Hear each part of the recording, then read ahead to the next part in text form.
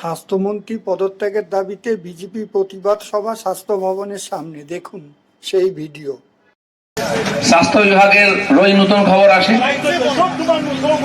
বিধান রায় নিজে মুখ্যমন্ত্রী ছিলেন, নিজে ডাক্তার ছিলেন, পশ্চিমবাংলার তিনি কিংবদন্তি, এবং তখন থেকেই মোটামুটি স্বাস্থ্য বিভাগ নিয়ে আমরা নিশ্চিন্ত থাকতাম যে কমপক্ষে অসুস্থ হলে গিয়ে ফিরে আসবো জ্যান্ত। এখন সেই ভরসাও নাই।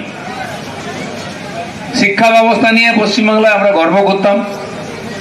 এই সরকারি শিক্ষা ব্যবস্থার মাধ্যমে বহু প্রতিভাবান ব্যক্তি যারা রাজ্যে, দেশে, বিদেশে বহু সম্মানের সঙ্গে সেবা দিয়েছেন।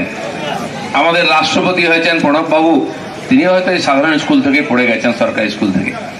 বহু বিজ্ঞানী হয়েছেন, ডাক্তার, ইঞ্জিনিয়ার, প্রফেসর বিদেশে পড়াচ্ছেন। তারা এই ধরনের প্রাইভেট ইংলিশ মিডিয়াম স্কুল থেকে পড়েননি কেউ।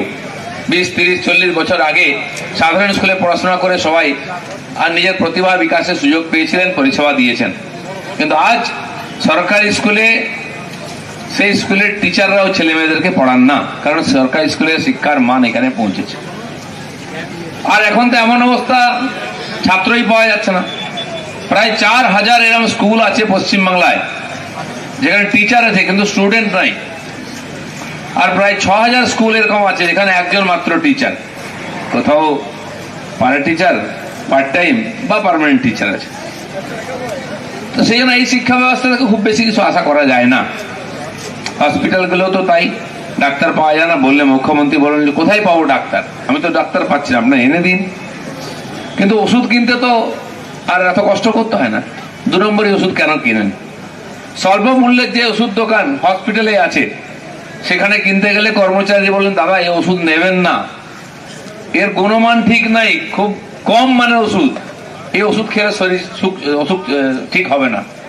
তো এই যদি কর্মচারীদের বক্তব্য থাকে, এই যদি গুণমান থাকে, তাহলে এই যে ঢপের চপ আপনি দিচ্ছেন, স্বাস্থ্য সাথীর কার্ড, ওটা কি মাথায় দিয়ে ঘুমবো? কি কমবে লাগবে? আর তারপরেও নরেন্দ্র মোদীর দেওয়ার যে আয়ুষ্মান যোজনার প্রতি পরিবারকে বছরে 5 লাখ টাকার অনুদানের যে ব্যবস্থা, আপনি সেটা লোককে নিতে দেননি, লোককে বঞ্চিত করেছেন। কিনা আমাদের স্বাস্থ্য সাথী কার্ড ঠিক আছে, তো এই স্বাস্থ্য সাথী কার্ড নিয়ে গেলে সরকারি হসপিটাল বলে যে এটা নেবেন না দাদা, পয়সা পাওয়া যায় না। প্রাইভেট হসপিটালকে বাধ্য করেছেন, আপনারা নিয়েছেন, কোটি কোটি টাকা বাকি আছে, পেমেন্ট পায়নি, তারা এখন নিতে চায় না। তা মানুষ কোথায় যাবে? তাহলে বিনা চিকিৎসায় মরতে হবে। তারপরে যদি এরকম ভেজাল সেলাইন আর ওষুধ থাকে, আজকেও খবর এসেছে সেলাইনের মধ্যে ছত্রাক পাওয়া যাচ্ছে, হয়তো এক্সপায়ারি ডেট রেখে দেওয়া হয়েছে, বা এরকম ড্রেনে জল মিশিয়ে করে দেওয়া হয়েছে। তো শরীরে গেলে তো মানুষ যদিও বা বেঁচে যেত, বাঁচার কোনো চান্স থাকবে না। এই যে ভয়ঙ্কর পরিস্থিতি, আর তারপরে অ্যাডমিনিস্ট্রেশন কি হয়েছে?